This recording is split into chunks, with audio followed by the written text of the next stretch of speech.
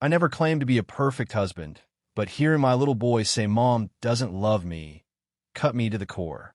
Even at his age, he knew exactly who truly cared for him, and he refused to accept his own mother. Ava Miller convinced herself that her bitter sacrifices defined motherhood, blindly following some twisted script to play the victim and fish for pity. The real reason Leo Miller hated coming home was that Sarah Thompson had taught him to be true to himself instead of being a slave to everyone else's moods. Just because our son invited his favorite teacher to his birthday party, Ava completely lost it right then and there. She was hysterical. Before I could even blink, she slammed the birthday cake she had supposedly handpicked for me onto the floor. I was about to ask what the hell was wrong with her when I heard the raw, betrayed fury in her voice. James, I want a divorce. Leo, your mother is gone. She walked out without a single backward glance. At the time, I honestly thought she was having a mental breakdown. I never expected that a year later, she would secretly move in right next door. She started rambling to herself about post-divorce guilt, self-harm, and all this talk of regret. Neither of them looked even remotely sorry for what they had done. I was done. Why on earth would I ever feel regret over a woman that unstable? James, I'm here to win you over. If I cannot be with you, I will literally die. 7 years into knowing Ava Miller, she stood in front of my car, covered in bruises, and screamed those words at me. She pulled up her shirt to reveal a horrific scar, claiming it was the system punishing her. She said it was my fault for not choosing her time and time again. Sobbing, she told me she didn't even need my love, she just needed to be near me. She promised to do anything just to stay, begging me to save her life. I have never been a saint, and I certainly did not love her. But I was not so heartless that I could just ignore a person bleeding out in front of me. Besides, she had been hovering around my life for so long that she had become a familiar face. Back then, Sarah, the woman I had loved for years, had just married someone else. The humiliation of losing her and the agony of my broken heart were suffocating me. I was drowning my sorrows in whiskey and burying myself in work just to survive.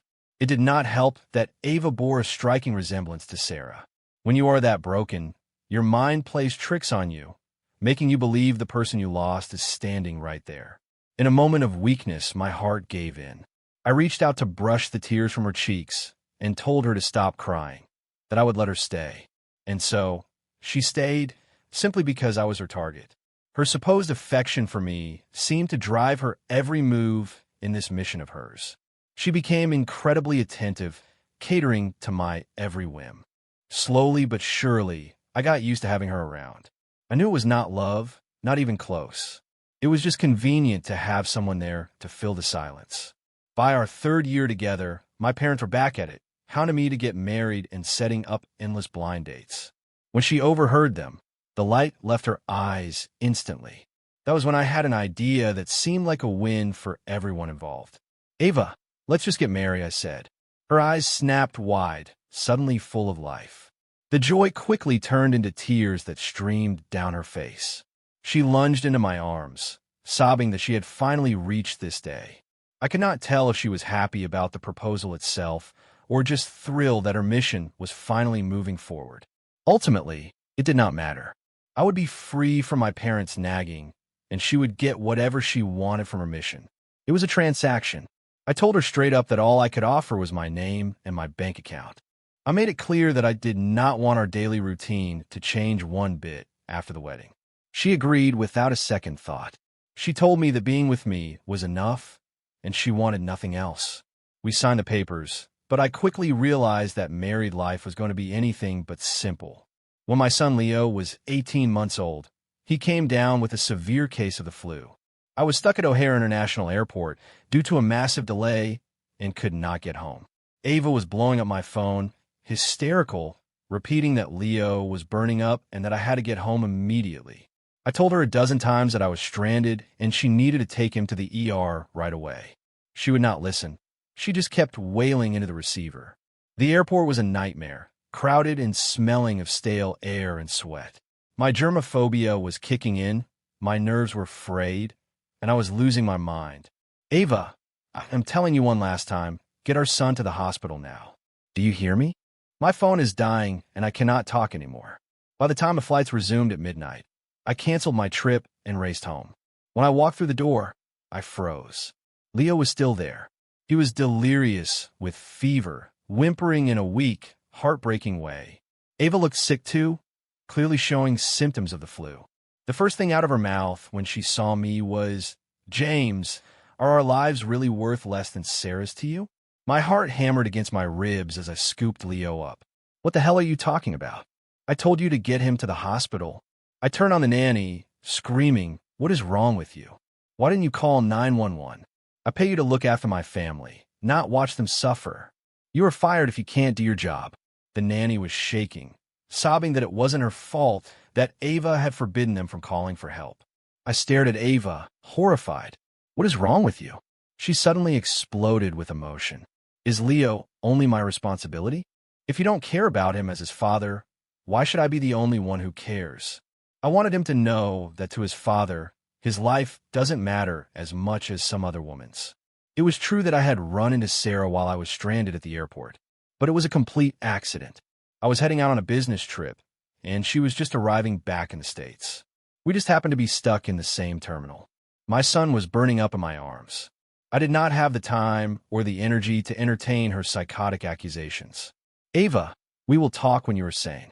Right now, we are going to the hospital." She shoved the nanny out of the way, looking completely unhinged. "I am perfectly calm," she snapped. "You are going to explain yourself right now. You aren't leaving until you tell me the truth."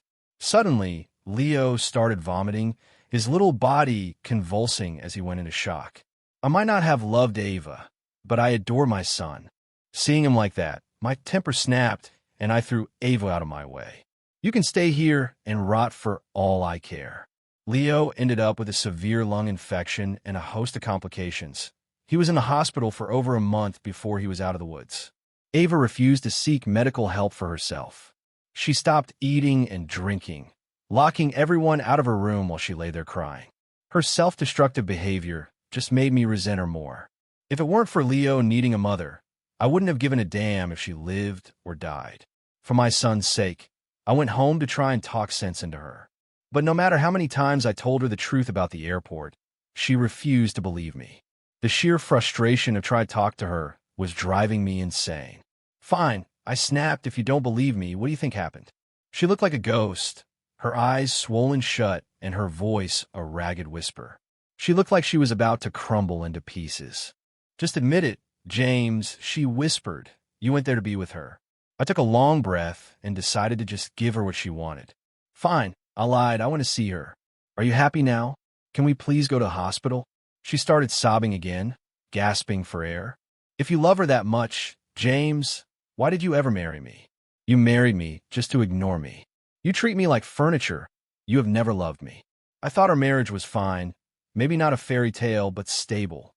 I had no idea she felt so neglected. Watching her cry and dig up the past was exhausting. "You always knew I didn't love you, Ava," I said coldly.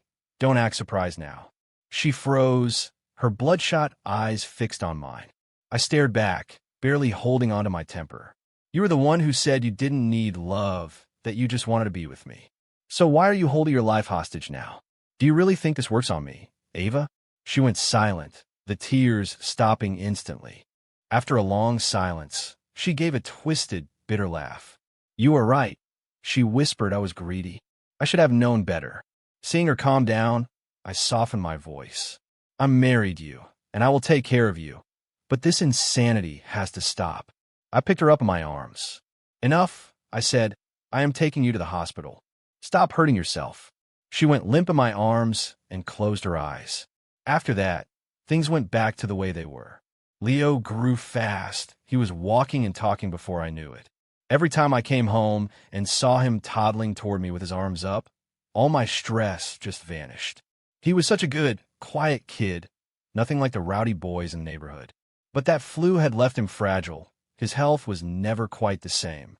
We had to be incredibly careful with him, hoping he would eventually get stronger. I hired a top-tier nanny to make sure he had the best care possible. It didn't last long before Ava fired her, insisting on doing everything herself. I told her it was unnecessary and that we should leave it to the pros. She wouldn't budge. She told me that since Leo wasn't going to get full love from his father, she would make sure he got it from her. That stung. I loved Leo more than anything.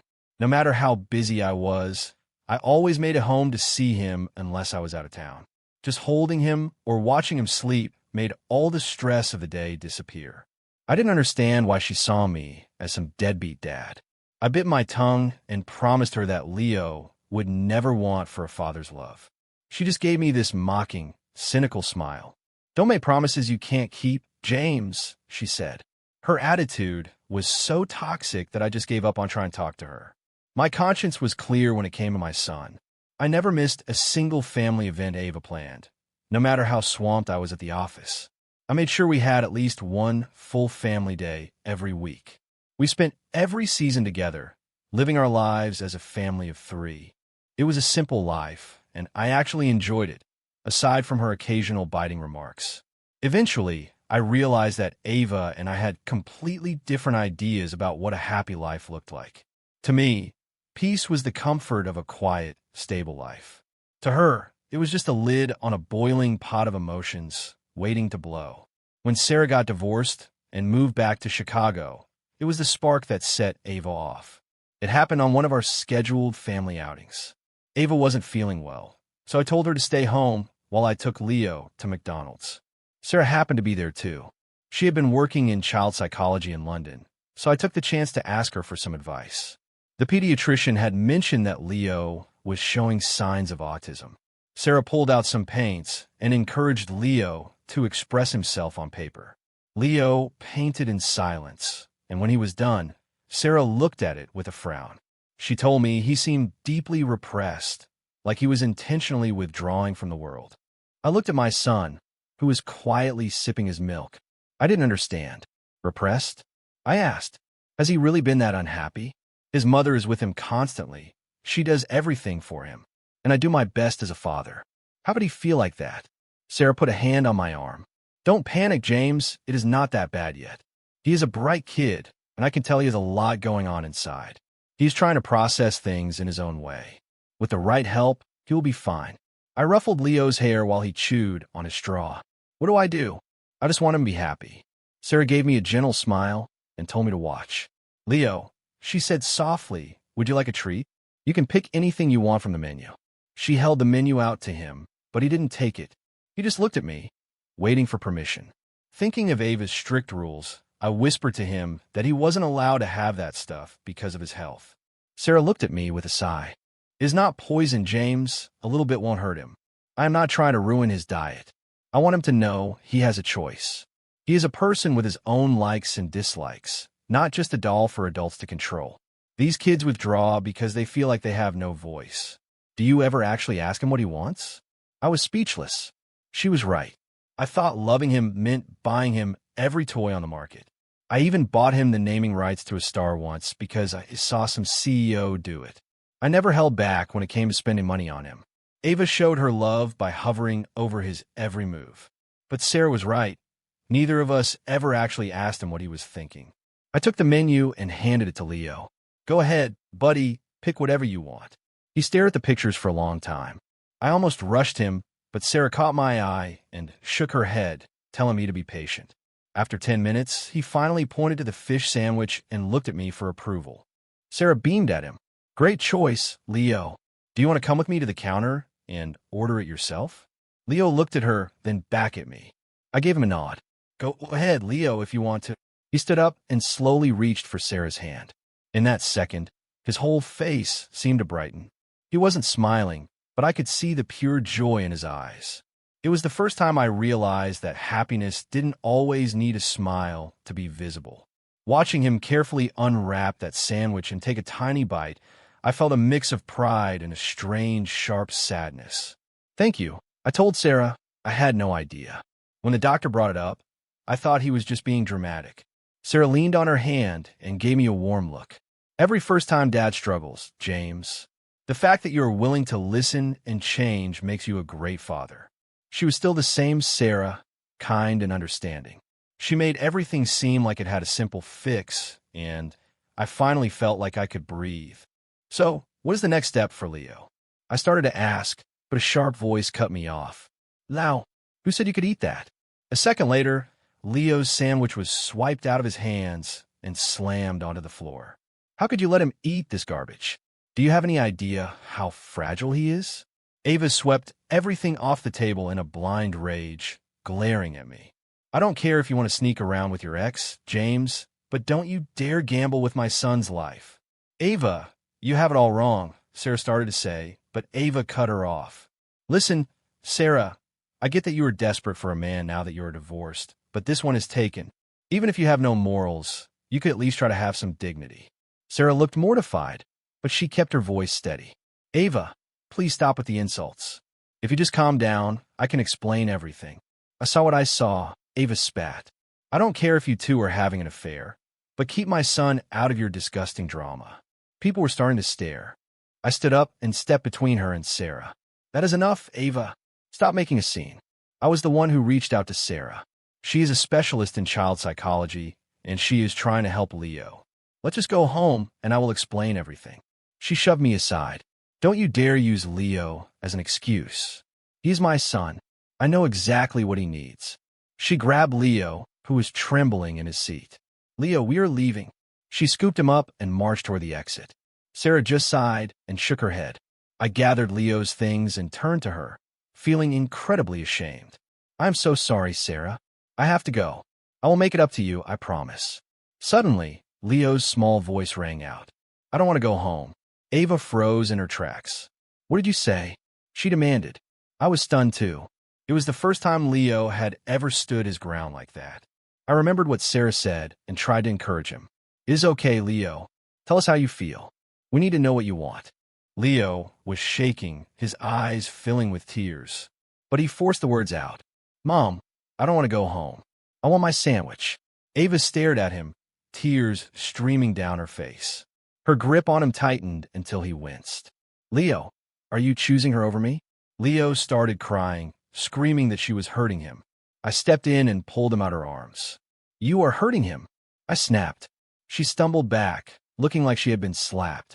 Fine, she whispered. If you hate it so much, don't come back. Do whatever you want. She screamed and turned to run.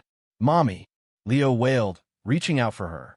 Suddenly, Ava collapsed onto the floor. Mommy, Leo screamed. Sarah grabbed Leo from me. Go help her, James. Sarah shouted. I'll get Leo. Leo, it is okay, buddy. Your dad is going to get us to the hospital fast. Mommy is going to be okay. Sarah managed to calm Leo down. While I pulled the car around, he was still clutching his McDonald's bag like a lifeline. I promised him he could have this, Sarah said firmly. He finally spoke up for himself, James. We can't ignore that. She was pregnant. The doctor said the stress and a slight fever had caused her to faint, but she was going to be fine as long as she rested. She was 2 months along. I realized then that she hadn't said a single word to me about it. Looking at her tear-stained face, I felt a knot in my stomach. Leo already needed so much help and attention. Was this really the right time for another baby? Sarah seemed to read my mind. A sibling might actually be good for Leo, James. Don't overthink it. Sometimes having someone to interact with helps these kids come out of their shells. Her words made me feel a little better. I stayed at the hospital with Ava and asked Sarah to watch Leo for the day. Sarah ran an art therapy studio in the city for kids with special needs. She used art and play to help them process their emotions. Leo loved it there. The very next day, he told me with total seriousness that he wanted to take art classes with Sarah. I agreed immediately. He was only 3.5, and I wasn't ready for preschool yet anyway. A little art therapy couldn't hurt. Ava was livid. We had a massive blowout over it. She finally caved, but only on the condition that she chose the teacher and the school herself. She just hated Sarah. I had explained the whole McDonald's situation 1,000 times, but she refused to let go of her paranoia. I didn't get it. They had known each other since high school, yet Ava acted like Sarah was some kind of monster instead of the person everyone else loved. When I tried to defend Sarah, Ava just sneered. Of course you think she is perfect, James, but that is just your biased opinion. I am choosing a teacher based on facts, and in my professional opinion, she is not qualified. It is that simple. I'm not the one with the problem. You are. Maybe you were the one who was biased against me. I knew I couldn't win this argument, so I just threw up my hands. Fine, I said, as long as Leo is happy, I don't care. But Leo wasn't happy. He kept asking for Sarah. Ava ignored him and dragged him to some corporate art school near our house instead. Within weeks, Leo started regressing. He used to be quiet but happy. Now he was becoming a shell of himself. After 2 weeks at that school, he stopped talking altogether. He started hiding under tables whenever we tried to take him there. I knew we had to stop, but Ava wouldn't hear of it. Eventually, Leo just refused to paint at all. I looked into their curriculum and saw the problem immediately. It was all about rigid imitation. The kids had to copy the teacher exactly. No creativity allowed. Leo was slower than the other kids, and he always tried to add his own little touches to his drawings. The teacher would make him erase his work or start over. When I asked about him, the teacher actually bragged about how disobedient he had been and how they had finally broken him. She said he was much more disciplined now. I am no expert, but I knew that kind of environment was toxic for a kid like Leo. I told her he was done with that school, but she wouldn't listen. Every argument we had somehow circled back to her obsession with Sarah. You just want him with Sarah, so you have an excuse to see her, James. If you want her so bad, go, but leave my son out of it. There was no reasoning with her. Our fights got so loud that Leo started screaming and covering his ears. He crawled under the table and started banging his head against the wall until he was bleeding. I grabbed him and held him tight, feeling his little body shaking. "It is okay, Leo," I whispered. "We're done fighting. You never have to go back to that school. I'm going to take you to the doctor. Buddy, it is going to be okay." Ava lunged at us, trying to rip him out of my arms. "Give him to me," she screamed. As soon as she touched him, Leo went rigid. Then he bit his lip so hard it bled and started having a seizure. I remembered Sarah talking about physical stress responses and screamed to her to let go. She wouldn't. She just gripped him harder. I saw Leo's lips split open, and I just lost it. I shoved her away and ran for the door with Leo in my arms. I looked back and saw her hit the floor. My heart stopped. I had completely forgotten she was pregnant. I told her I would call a car for her, then I added that she seriously needed to see a therapist. Ava lost the baby. I was so focused on getting Leo to the ER that I didn't even see her trying to follow us, sobbing the whole way. She collapsed on the sidewalk, and a stranger had to call 911. By the time she got to the hospital, it was too late. I felt terrible about the baby, but a part of me wondered if it was for the best. Who would want to be born into a home this broken? I left Leo with Sarah for a few days. She was the only one who could calm him down, and he felt safe with her. I knew I should go to the hospital to see Ava, but I couldn't bring myself to do it. I was hiding. The thought of facing her made my skin crawl. I was terrified of her screaming, her crying, or even worse, her silence. I played out every possible scenario in my head and hated them all. I spent an hour just driving in circles around the hospital before I finally forced myself to go in. I grabbed some takeout and trudged up to her room. She was awake, staring blankly at the wall. She didn't say a word. I didn't know what to say. The silence was suffocating. I just told her to get some rest and walked out. I hadn't touched a drop of alcohol since Leo was born, but that night I got wasted. The weird thing was the drunker I got, the clearer everything became. I looked at my marriage and realized there was nothing there. I didn't love her. I didn't need her. She wasn't special to me. I married her because it was easy. Now it was a nightmare. I didn't even recognize our life anymore. I couldn't stop seeing her dead eyes and Leo's terrified face. I hated the feeling of walking into my own house. I smashed a bottle against the wall, but it didn't help. Maybe I was the one who needed a shrink. I started avoiding home like the plague. I worked late every night and took every business trip that came my way just to stay away. I spent my nights in bars until I blacked out, sleeping in my car or on the couch in my office. My only peace was at Sarah's studio, watching Leo paint. I just couldn't face Ava. Her misery made me feel like a monster, even though I knew I wasn't the only one to blame. Then again, I never claimed to be a good man. A month went by before Ava showed up at my office. She was perfectly made up and seemed completely normal. She acted like nothing had happened, but the air in the room turned to ice the second she walked in. I felt like I was suffocating. She asked me if I was really going to keep Sarah as Leo's teacher. I didn't even know where to start. How could I make her understand that Sarah and I were strictly professional? How could I prove that I only cared about her expertise? I needed her to see that Leo was actually getting better. Changing teachers now would be a disaster for him. It was all so obvious, but looking at her, I realized she would never believe me. I knew how it would go. She would accuse me, I would defend myself, and we would just scream until we were both exhausted. I was done with the drama. I just pulled out my phone and showed her a video Sarah had sent me. It was Leo painting a tree. He had painted a yellow trunk with black apples. Sarah was in the background, telling him how wonderful and big his apples were. Leo looked up at her, put down his black brush, and carefully painted one bright red apple. "This one is for you, Sarah," he whispered. Sarah acted like it was the greatest gift she had ever received. "Well, I have a treat for you too," she said. "What is your favorite?" He looked at her with glowing eyes and said, "Okay." I looked at Ava. "Has he ever looked that happy with you?" I asked. "All I want is for my son to be healthy and happy. Nothing else matters to me right now." She gave a soft, cold laugh. "Is that really it, James? Or have you already made your choice?" There was again that tone. I put my phone away. "Leo loves art and he loves Sarah," I said firmly, "and I am not changing that." She bit her lip, looking like she was about to explode, but then she backed down. "Fine," she said, "he can go. But he has to come home every night. I will be the one taking him and picking him up," she insisted. I didn't argue. I didn't want to keep imposing on Sarah anyway. We had a truce for now. As she was leaving, she asked if I was coming home for dinner. Before I could even open my mouth, she snapped whatever and walked out. My office couch was uncomfortable and hotel food sucked, but I still couldn't bring myself to go back to that house. Sarah was right. Once Leo started preschool, he blossomed. He stopped his repetitive behaviors and actually started making friends. I picked him up every day. On the drive home, he would lean against my shoulder and tell me all about his day in his little voice. He started every sentence with Daddy. He tried to act all grown up and serious, but I could tell he was bursting with excitement.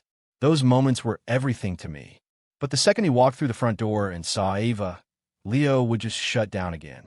He was a completely different kid around her. It was obvious he was doing everything he could to avoid being alone with his mother. He followed me everywhere. Even when I was working, he would just sit on the floor of my office and do his puzzles in silence. He refused to sit next to her at dinner and wouldn't touch any food she put on his plate. It clearly devastated her. I watched her beg him to tell her what she had done wrong, but Leo would just stare at her with those big, silent eyes. If she pushed too hard, he would just run and hide. I had to step in and tell her to back off for his sake. Sometimes I couldn't help being blunt. Love is a two-way street. "Ava," I told her, "if he doesn't want to be near you, maybe you should look in the mirror instead of blaming him. Think about why he is an angel for everyone else but shuts down around you." It was plain as day. Leo didn't like his mother. Honestly, it felt like he resented her. Sometimes I even thought he was trying to provoke her on purpose. Take her birthday, for example. We had planned a big family dinner. Leo had even saved up his allowance to buy her a little bracelet. But when the day arrived, Leo announced he wanted to spend it with Sarah. I tried to talk him out of it, telling him it was his mother's special day. He looked so disappointed. Then he pointed at the cake and asked if he could take the mango slice to Sarah, because it was her favorite. Ava forced a smile and told him he could give Sarah the whole damn cake for all she cared. Leo didn't take the whole thing. He just carefully cut out the one piece with mango, insisting that was all Sarah liked. Ava didn't touch her cake that night, and Leo never gave her the bracelet. A week later, I saw that bracelet on Sarah's wrist. She had given him a Lego set in return, and Leo was obsessed with it. Ava had bought him Legos before, but he never even opened them. When he brought Sarah's set home, Ava took the one she had bought and threw them in the trash right in front of him. Last week, Leo's school had a project where the kids were supposed to write birthday invitations with their parents. I told him he could invite anyone he wanted. The very first name he wrote on the list was Sarah. Ava looked like she was going to be sick, but she kept it together. She pulled out a little prince costume she had bought for his party. Leo looked at the suit and asked if they had an Elsa dress instead, because Sarah loved Frozen. Ava's hands were shaking as she threw the costume onto the couch. She muttered something about needing to go set up the party and fled the room. Once she was gone, I asked him why he was so mean to his mother. I had asked 100 times before, but he never answered. This time, he looked me right in the eye. Mom doesn't love me, he said. I have never seen a look that cold and certain on child's face. Of course she loves you, Leo, I started to say, but he cut me off. No, she doesn't, he said firmly. You love me, Daddy. Sarah loves me. My grandparents love me. Even my teacher and my friend Laura love me. He listed off his teachers and classmates. I was stunned. It was clear now that he was intentionally trying to hurt Ava. Ava didn't speak to him for the rest of the week. She did her duties, made his meals, and drove him to school, but she was a ghost. They sat in the car in total silence, pretending the other didn't exist. And she was giving me the cold shoulder, too. If I tried to talk to her, she either ignored me or snapped at me. I was used to it, so I just focused on Leo. We played games and did puzzles together. Our family was split down the middle. Before I knew it, it was the day of Leo's party. I wish Daddy would stop working so much and stay healthy, Leo said as he stood before his cake. I wish my grandparents would live forever. And I wish Sarah would always be happy and beautiful. By the time he got to his second wish, Ava looked like she was going to explode. Sarah saw it too and tried to step in to save the moment. You should save the best for last, Leo, Sarah said gently. Is your last wish for your mommy? Leo closed his eyes again. I wish my teachers and my friends, he started. Ava didn't let him finish. She lunged for the stage.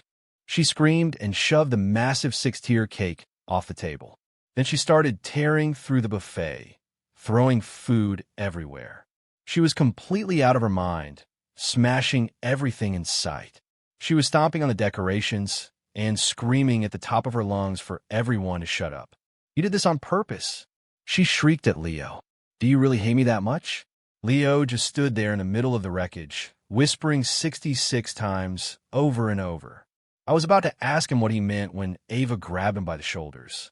Look at me, she screamed. Why are you doing this to me? Answer me. She was hysterical, her nails digging into his arms.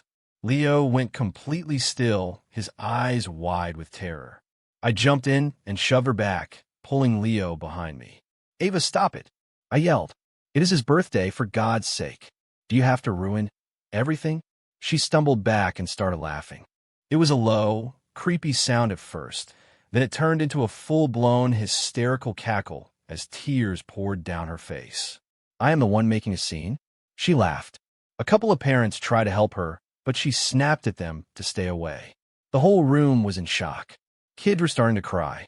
I took a deep breath, trying to stay calm, and walked over to her. Look at yourself. Ava, I whispered. Everyone is watching. Do you really want to do this here? She just screamed and shoved me. It is not my fault. She shrieked. Why is it always my fault? I wasn't expecting it, and I went flying back into the buffet table. I felt the glass slice into my hand, and my patience finally snapped. That is enough, Ava, I roared. I told the staff to take her upstairs, saying she wasn't feeling well. She shoved them away and just kept laughing as she backed away from us. You are right, James, she said with a chilling smile. I am done. I'm not going to make a scene anymore. I'm tired of being the problem. She wiped her face and looked at me with cold, dead eyes. James, I want a divorce. She looked at Leo, who was still frozen. Congratulations, Leo, she sneered. You finally got your wish. You don't have a mother anymore. Leo was shaking so hard I thought he might collapse. His hands were trembling, and he had bitten his lip until it bled. I took a long breath and made my choice. I pulled Leo into my arms and held him until he stopped shaking. Are you sure about this? I asked her. She just nodded. I'm sure, she said. Fine, he replied. She walked out, leaving me in the middle of a ruined party with a room full of horrified guests. The party was over. I called Sarah and asked her to take Leo to her place for a few days so he wouldn't have to deal with the aftermath. I spent the next hour apologizing to every parent and handing out the party favors before asking everyone to head home. When the house was finally empty, I sat in the middle of the mess feeling like a ghost. I forced myself to pull out my phone and text Ava. You write the agreement, I told her. You can have whatever you want as long as I keep Leo. I will sign anything. She texted back instantly. You can keep the brat. I don't want him. I will send the papers tomorrow. Just sign them. Don't contact me again until it's final, she added. Even after everything, those words still stung. It was a beautiful, sunny day when we finalized the divorce. Walking out of the courthouse with the papers in my hand, I felt a weight lift off my shoulders that I hadn't even realized was there. It felt like I could finally breathe again. I saw Avis standing by the entrance, and, out of habit, I asked if she needed a ride. "Where are you headed? I could drop you off." She just looked at me coldly and said she had a ride. I nodded and walked to my car. As I was pulling out, I saw a sleek black car pull up. She actually smiled as she ran toward it. I hadn't seen her smile like that in years. I had to admit, this was the best thing for both of us. She got her life back, and I didn't feel like I was suffocating anymore. But the best part was seeing Leo finally start to act like a normal, happy kid. It took a few weeks, but I finally figured out why Leo hated her so much and what he meant by 66 times. I had no idea what he had been going through when I wasn't home. Ava had been putting him through hell. She would cook these massive dinners and refuse to let Leo eat until I got home. If I was late, she would just keep reheating the food while he sat there starving. She would tell him that they were starving because I was out having fun and didn't care about them. At midnight, she would throw the whole dinner in the trash and make him a bowl of plain noodles, telling him that she was the only one who truly loved him. When I was away on trips, she would keep him up all night, cry about how much she had sacrificed and how terrible I was. She told him I was sneaking off to see Sarah and that once I had a new family, I would throw him away like trash. Those 66 times Leo mentioned, that was the exact number of dinners he watched her scrape into the garbage while he went hungry. She had tried so hard to make us look like villains and herself like a martyr just to turn him against me. But Leo was too smart for her. He saw right through it. He had withdrawn because he was living in a house of horrors. Sarah helped him understand what real love looked like. She taught him how to see who actually cared about him. He realized the truth: his mother didn't love him. Love has to be earned, even between a mother and son. Thank God that nightmare is over. I was driving when Leo called me, sounding more excited than I had ever heard him. He told me that Sarah had called and said someone had actually bought one of his paintings at a gallery show. He wanted to take me and Sarah out to dinner with his own money to celebrate our new start. I couldn't help but smile. "I will be there in 10 minutes, buddy," I said. "My name is Ava Miller. I should have died in that car crash, but something called the system pulled me back and dropped me into this world. My mission was simple: win over James Miller. If I could get his love and affection scores to 90%, I could go home and get my old life back. I spent 10 years trying to make him love me, but the numbers never moved. I was running out of time. I talked to the system, and we decided to pivot. We converted everything into regret points. If I could make him regret losing me enough, I could still win. But I had to figure out how to break his heart. I looked through the archives for successful strategies and found that playing the victim was the most effective way to trigger regret. I used Sarah's return to my advantage. I started picking fights and creating drama right when he thought he was happy. I was building up a mountain of guilt to dump on him when I finally left. And I made sure Leo's regret would count toward my score too. I had been brainwashing Leo for years. I knew that eventually he would see Sarah for the homewrecker she was and feel terrible for how he treated me. I was running 2 tracks at once: the grieving wife and the neglected mother. If I pulled it off, the payout would be massive. When I asked for the divorce, James kept asking if I was sure. I thought I finally had him. I thought he was actually afraid to lose me. Leo was speechless. I was so sure I was about to win. On the day we signed the papers, James offered me a ride. I turned him down with a smirk, telling him I had someone better waiting for me. I wanted him to think I was moving on to bigger and better things. He looked conflicted when he left, and I was sure that was the start of his regret. I moved to Los Angeles and waited for him to realize how much he missed me. I expected him to come crawling back any day. 3 months went by and nothing. No James, no Leo, and my regret points were stuck at 0. I started to freak out. I moved back to Chicago and consulted the system. We decided on a new plan. I would adopt a child and make them jealous. I thought seeing me with another child would trigger their guilt. I started hanging out at our old spots, hoping to run into them. I spent 6 months stalking my old life, even moving into a place near an old house, but I never saw them. Not once. My time was almost up.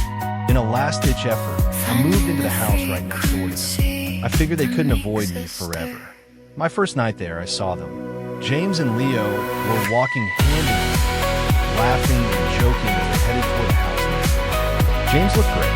He had a new haircut, and he looked so much more relaxed and happy than I had ever seen. It killed me to admit it, but he looked better without me. Leo had grown so much too.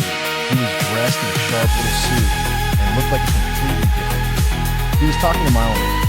Daddy, my teacher says my English is perfect, and I'll be fine when we leave. He chirped. Of course you will, buddy, James said, ruffling his hair. You are the best. Leo beamed. And Sarah said, 2 more of my paintings sold. I am a professional artist now, Daddy. James laughed and told him how proud he was, saying he was way smarter than James was at that age. I stood there frozen, watching them walk away. They looked so happy, like I had never even existed. It terrified me. If they weren't miserable without me, then what was the point of everything I had done? I screamed at the system. He said they would regret it. Why aren't they miserable? Boy, wrong. The system was silent for a moment before suggesting that maybe they just needed a bigger shock. A shock? Fine.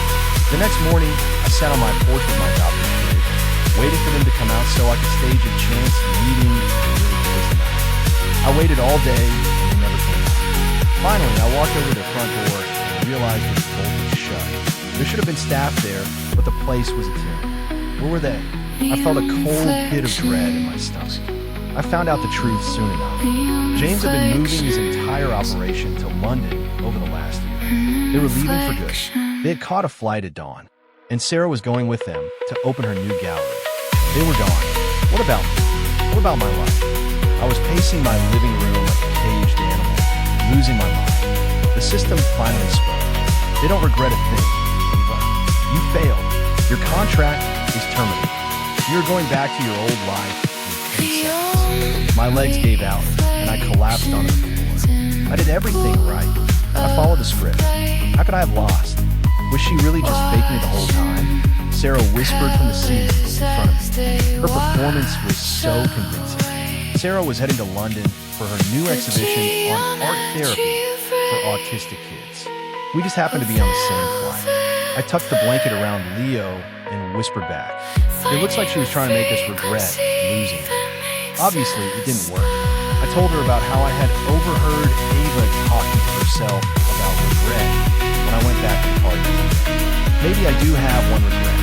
I regret not leaving her soon. I regret making Leo live through that hell for so long. People who only realize what they have after it's gone are idiots, and I was one of them. Sarah shook her head, still in shock. This whole thing is so surreal, she whispered. Do you ever feel like we were just characters in some twisted story? I laughed. If we are, then you're definitely the lead. I am just a guy who is too stupid to realize he loved you and try to replace you with a ghost. She smiled and shook her head. No way. If I were the lead, I would be living happily ever after, not heading to a solo exhibition as a divorcee. Fair point, I said. She pulled her blanket up and closed her eyes. It doesn't matter how crazy the world gets, she said, as long as we stay true to ourselves. I nodded and looked out the window. High above the clouds, the sky was a perfect, endless blue. Love is not a game of strategy or a way to buy something. Ava's failure is a reminder that you can't force someone to love you for your own suffering. Real growth means listening to your own heart instead of being a slave to someone else's will. Walking away from a toxic relationship isn't a betrayal, it is the only way to survive. Stop living by someone else's script. Your best life starts the second you have the courage to be yourself.